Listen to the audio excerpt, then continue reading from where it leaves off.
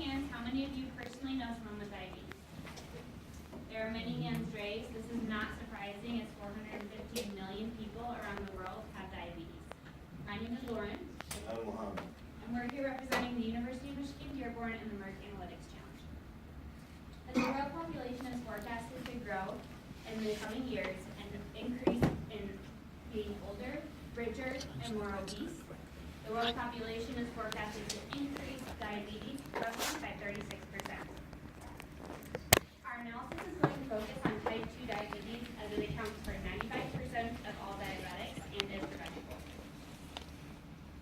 After analyzing current factors that correlate with diabetes and forecasting those factors' impacts in the future, we found that the countries that will be most at risk of diabetes in the year 2030 will be Cambodia, Myanmar, and Bangladesh. The countries that have the current highest rate of diabetes are Mauritius, Saudi Arabia, and Barbados, as shown here. And the countries that have the highest mortality rate due to diabetes are Mauritius, Fiji, and Guyana, currently as shown here. So, why are you wondering how we came up with the countries that will be most at risk in 2030 are mostly concentrated in Southeast Asia? Mohamed is going to tell you. Thank you, Lauren. So we started out by plotting a range of socioeconomic and health metrics against the prevalence of diabetes for all countries and calculating the correlation coefficient for each individual metric. We found 16 correlations that had a high correlation with the rate of diabetes, either positive or negative. Those 16 metrics could be boiled down into 3 primary factors: obesity, age, and economic development. As you can see in this chart, indicators of an obese population, such as obesity, being overweight, the mean body mass index, and being insufficiently active, are all positively correlated with the rate of diabetes, both for males and for females.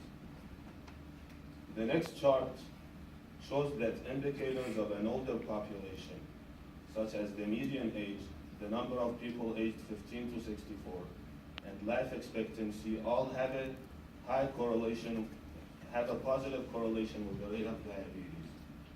While indicators of a younger population, such as the number of people aged 0 to 14 and the fertility rate, have a negative correlation with the rate of diabetes. Finally, indicators of economic development, such as GDP per capita at purchasing power parity, the literacy rate, the proportion of the population that is urban, and CO2 emissions, have a positive correlation with the rate of diabetes. We reached the conclusion that the more obese the population and the older the population and the more economically developed the country is, the higher the rate of diabetes. So after we had these 3 metrics, these 3 factors, we could obtain projections for these 3 factors for the year 2030 and calculate the risk score for every individual country. We did that, and we were surprised. The 8 countries with the highest forecast rate of increase in diabetes were all in Southeast Asia. They were Cambodia, Myanmar, Bangladesh, Laos, Vietnam, India, Sri Lanka, and Bhutan.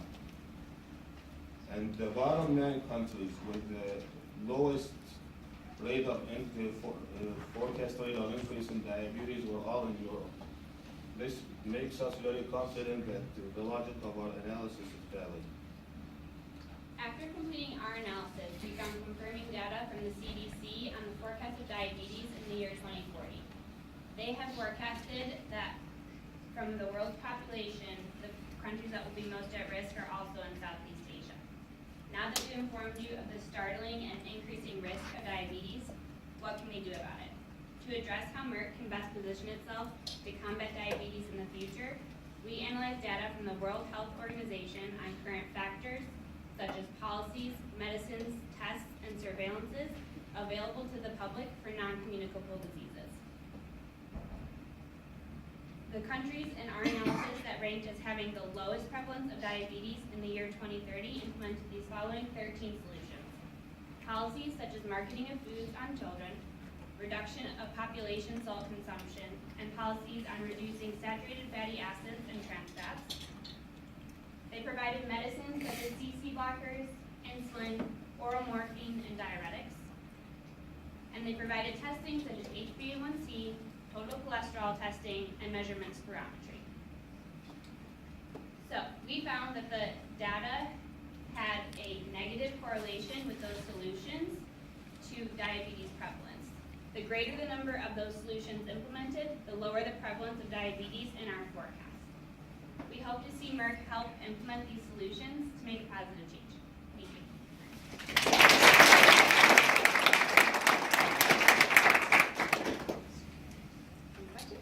Any questions? So, implementing the measures that you're talking about, are you proposing to only do that in countries that have high risk for 2030? What about countries that already have large populations of diabetes? We can do that in all countries, but the competition asks for which countries that should concentrate on. So I should concentrate on the top 10 countries. And we know that from our, And the top 10 would be the ones that you're Yes, they were in Southeast Asian countries and Right, that's so it. those are your top 10 to focus on to kind of Most at prevent risk. or reduce the risk of diabetes. correct, those Right. solutions, these countries implemented those solutions. The countries lowest at risk of diabetes implemented those solutions. So our suggestion would be to implement those solutions in the countries that are most at risk, which is what we forecasted for 2030 in these top 10 countries. But you could implement it to all. No, so I'm thinking, their diabetes is, for a lot of countries, is a large expenditure on healthcare. In the U.S., it's, what is it, 60 billion or so hospitalizations due to diabetes. In Saudi Arabia, it's such a large portion of their wealth that if they don't manage that population, the country is going to be bankrupt 5 to 10 years from now. Right. Right, so, I like that you guys focused on sort of what can we prevent it? What about, what I'm kind of questioning or asking, what about next door? How do you help manage that, right? So from an opportunity perspective for Merck, right, where they want to provide services. Sure. Again, trying to manage a diabetic population and trying to get them in control is something that's very hard to do. Companies are struggling. Merck asked for a number of countries. They asked for which countries are going to be most at high risk of being impacted by diabetes. Yep. I see how you guys are. That's what we did. That was our main challenge, was additionally given to us if you want to provide solutions. And so we think those solutions would be best implemented. And we were also given the stipulation that the cost was not a stipulation for analysis. So we didn't look at cost analysis. Makes sense. There's another question, Ruth? Yeah, I was just going to ask you, I guess for the countries that you've already said they're at risk now, I guess it was kind of similar to this question, why you didn't include those in the countries that are at risk now? And I think you already answered it, so it's cool if you don't want to go into it again. But that was something I was curious about, because obviously those first 3 countries that y'all mentioned, you mentioned that they are extremely currently at risk. And so Yeah. in the future, do you not think that they'll continue to be at risk? They will, but we've gathered data from the World Health Organization and the World Bank Data Bank, and they gave us forecasts for 2030 of what our current factors that we thought implemented, and we found confirming data that implemented. So the age is going to be reduced, or the populations are going to be older in those countries, and then the development is going to be highest in those countries. So the countries that are going to be most at risk are increasing in development, they're increasing in age, and they're increasing in obesity, according to the World Data Bank data. They don't have a particularly high rate of diabetes now, but the rate of increase for them is going to be the highest from now to 2030. As far as that forecast, what is the forecast based off of? Because the forecast could be incorrect. It's based off, oh, you mean those 3 metrics?